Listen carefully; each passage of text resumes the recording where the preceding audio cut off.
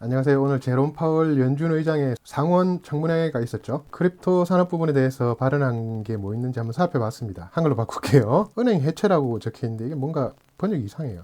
디뱅킹이죠, 디뱅킹. 패드의 제롬 파월 의장은 암호화폐에 부담을 준 디뱅킹 문제에 대해서 우려한다고 합니다. 이 디뱅킹이라는 거는 은행이 특정 고객, 뭐 개인도 되고 기업도 되겠죠. 이런 특정 고객과의 거래를 중단하거나 계좌 개설하는 걸 거부하는 것을 말합니다. 이렇게 디뱅킹을 하는 주요 이유는 뭐 자금 세탁 방지법이나 뭐 고객 신원 확인 제도에 대한 뭐 규제, 이런 규제에 대한 부담도 있고, 암호화폐, 특히 암호화폐로 예를 들면은 암호화폐 산업의 변동성이 너무 크기 때문에 리스크를 회피하기 위해서 이런 규제를 하기도 하고요. 아직은 미국에서 암호화폐에 대한 정책이 정립이 안 돼 있기 때문에, 다시 말해서 법적으로 굉장히 불확실하기 때문에 이런 법적 불확실성이 높은 산업은 은행은 기피하는 경향이 있죠. 기본적으로 금융 서비스가 힘든 업종에 대해서 당연히 불법적이거나 정부가 집중 감독하는 이런 특정 산업에 대해서는 정부나 감독기관의 압력이 심하잖아요. 그래서 은행이 이런 특정 산업에 대해서 금융 서비스를 제공을 제한하려고 합니다.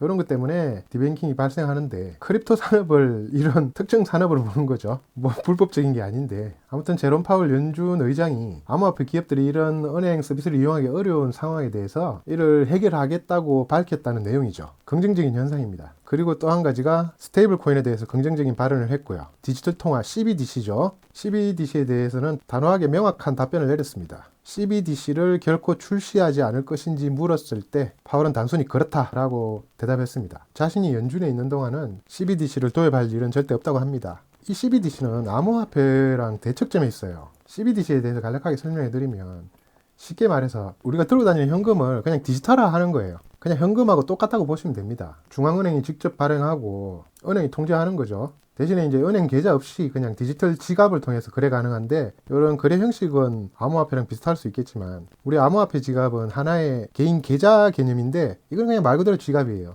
돈을 넣고 빼고 전송하고 이런 기능밖에 안 됩니다. 당연히 중앙은행이 통제하고 거래 기록도 다 추적이 됩니다. 뭐 현금하고 다를 게 없죠. 오히려 현금보다 안 좋을 수가 있어요. 내가 돈을 어디에 쓰는지 다 추적이 되니까. 그래서 이 CBDC가 도입된다는 거는 암호화폐 발전을 뒤로 미루는 역할밖에 안 되죠. 그리고 이 코인 가격이 거의 한 달째 늘뛰기만 하고 있는데, 우리 현물 하시는 분들은 우상향만 바라보시겠지만 선물 하시는 분들은 정말 방향 잡기가 힘듭니다. 얼마 전에 뭐 대규모 청산 쇼만 수차례 하고 확 오르든지 아니면 확 떨어져서 뭔가 새로운 반등의 모멘텀을 주면 좋겠는데, 이것도 저것도 아니죠. 일단 이 뉴스 한번 보고 퀀터적 입장에서 요즘 암호화폐 동향을 한번 분석해 보겠습니다. 가끔 제가 보는 차트인데 조금 생각할 거리가 있을 것 같아요. 금 시세가 엄청나게 올랐죠.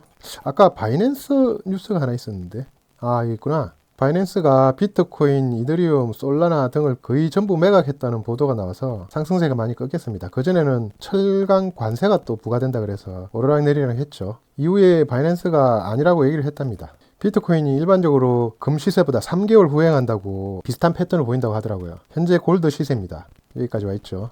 지금 비트코인 횡보 시장인데 아래로 변동성이 너무 커가지고 선물하시는 분들은 장기 보유가 힘든 상황입니다. 아무튼 이렇게 올라가서 비트코인도 조만간 급등을 할 것이다 라고 예측을 합니다. 금은 사상 최고치를 기록하고 있으며 비트코인도 앞으로 2, 3주 안에 같은 수준을 기록할 것으로 생각합니다. 제발 좀 움직였으면 좋겠습니다.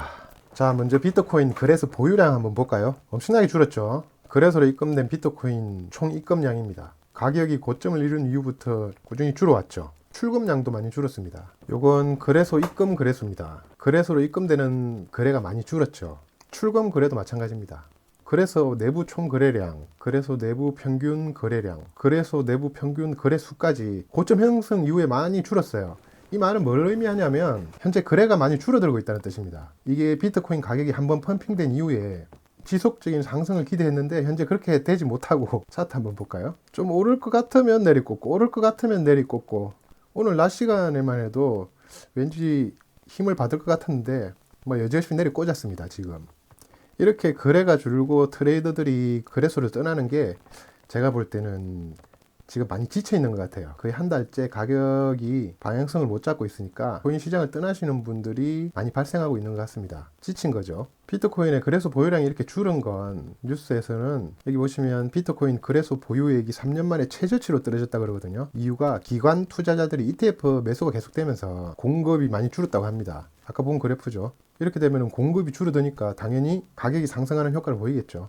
정리해보면 각종 호재성, 악재성 이슈들이 막 충돌하면서 매도세와 매수세가 지금 강하게 싸우고 있는데 그 와중에 기관들은 꾸준히 매수를 하고 있고 개인이나 트레이더들의 투자 심리는 압박받고 지친 분도 계실 거고 그래서 코인판을 잠깐 지겨워서 떠나시는 분도 있으실 거고 이러한 이유로 가격이 지금 정체 상태에 있는 것 같습니다. 뭐 단순하게 생각하면 트레이더들이 거래소를 떠나는 건 코인 가격이 하락하지 않을까 생각할 수도 있는데 제 생각에는 좀 다릅니다. 이건 장단기 보유자들의 UTX하고 생존 기간별 분포인데 현재 장기 보유자들은 장기 보유자라 하면 최소 1년 이상 뭐 2년, 3년, 최대 10년까지 있는데 이런 보유자들은 크게 움직이지를 않고 있어요. 다시 말하면 대형 고래들이 아직 비트코인을 그렇게 많이 처분하고 있지 않습니다. 이 말은 곧 최근에 가격을 끌어올렸던 단기 투자자들이 지쳐서 빠져나가면 그때 가볍게 달리려고 하는 의도인 것 같아요. 제 생각입니다. 한 번의 급등 이후에 조정 기간을 거쳐야 물량이 소화가 되고 그 다음 상승은 좀 가볍게 올라갈 수가 있잖아요.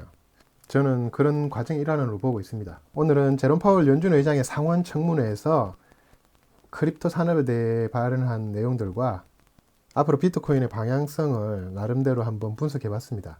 주요 내용은 미국 은행들이 크립토 산업에 대해 디뱅킹하는 문제를 해결하겠다. 그리고 스테이블 코인과 CBDC에 관한 입장을 명확히 했죠.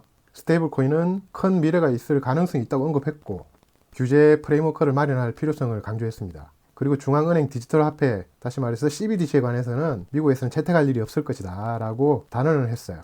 그리고 비트코인이나 기타 알트코인에 대한 방향성을 한번 퀀트 기반으로 분석해 봤는데 현재 골드 추세와 커플링해서 방향성을 예측해 볼 때 앞으로 비트코인은 급등할 가능성이 있다고 합니다. 그리고 기관 투자자들은 꾸준히 비트코인을 매수하고 있고 개인 투자자들은 지금 많이 지쳐서 떠났다. 조만간 가볍게 치고 오르지 않을까 개인적인 희망을 가져봅니다. 오늘은 여기까지 하겠습니다. 감사합니다.